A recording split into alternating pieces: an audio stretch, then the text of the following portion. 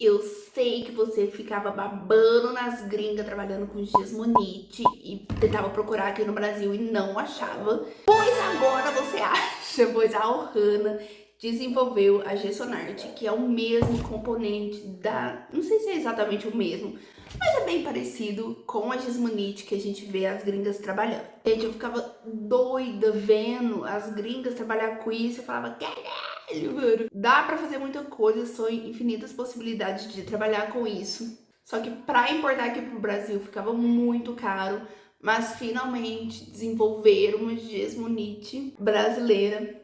Então, Ohana, eu tô muito feliz com esse lançamento, vocês não têm noção. Estou sendo paga pra falar sobre isso aqui? Não, tá? Eu comprei isso daqui com o meu dinheiro. Enfim, aí nesse vídeo eu tô fazendo vários testes. Primeira vez que eu tô trabalhando com eles, eu filmei pra vocês. Super fácil de trabalhar. Testei alguns pigmentos, enfim, vocês vão ver aí no decorrer do vídeo. Ele vem com o componente A, que é o pó, e o componente B, que é esse líquido aqui. O preço eu achei muito acessível, eu achei muito bom. Ele é mais barato do que uma resina, por exemplo, se você fosse trabalhar. Eu paguei R$ 70, se eu não me engano. Veio 1 kg de pó e 330 gramas do líquido. Então, quase aí, né, 1,5 kg de produto. E isso aqui rende bastante, você consegue fazer muita peça com ela. Ó, na minha embalagem veio esse bico dosador, a parte líquida. Eu ganhei um pigmento amarelo que eu não vou usar nesse vídeo, porque é certeza que ele vai dar certo, eu quero testar outras possibilidades. Veio o pó e o manual de instruções. No manual fala que a gente precisa pesar uma parte do líquido para 3 do pó.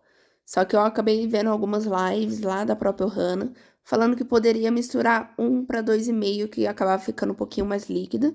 E foi isso que eu fiz. Pesei 40 gramas do líquido, multipliquei por 2,5, que chegou no resultado de 100,75 mais ou menos.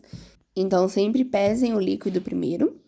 E depois de pesar tudo certinho na balança de precisão, eu misturei com um palitinho de picolé.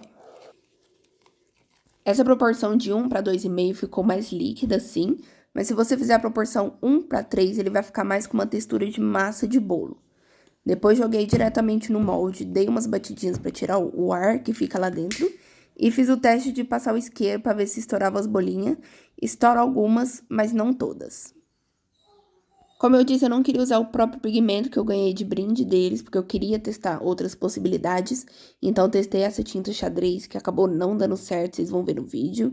Na hora que eu tava misturando, eu vi que não deu certo, porque ele ficou muito grosso. A primeira mistura que eu não coloquei pigmento, como tava mais líquida, demorou mais ou menos umas 2 horas pra secar.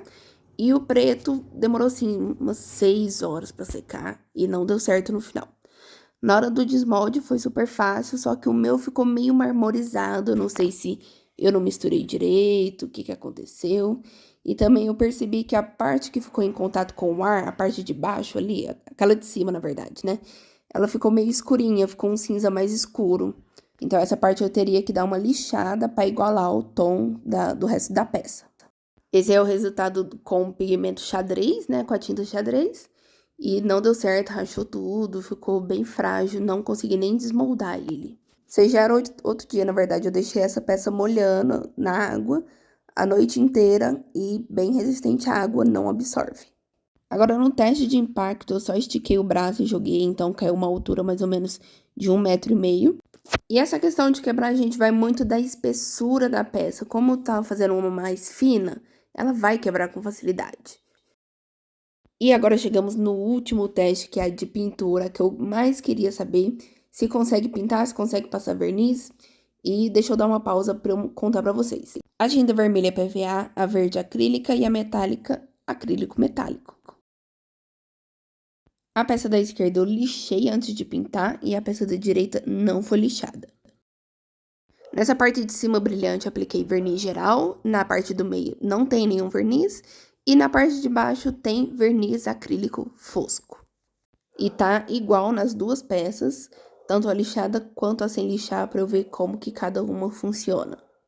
E aí eu comecei a raspar a unha para ver se a tinta saía, tanto na peça lixada quanto na sem lixar, na parte do verniz, na parte sem verniz, para ver como que ficava.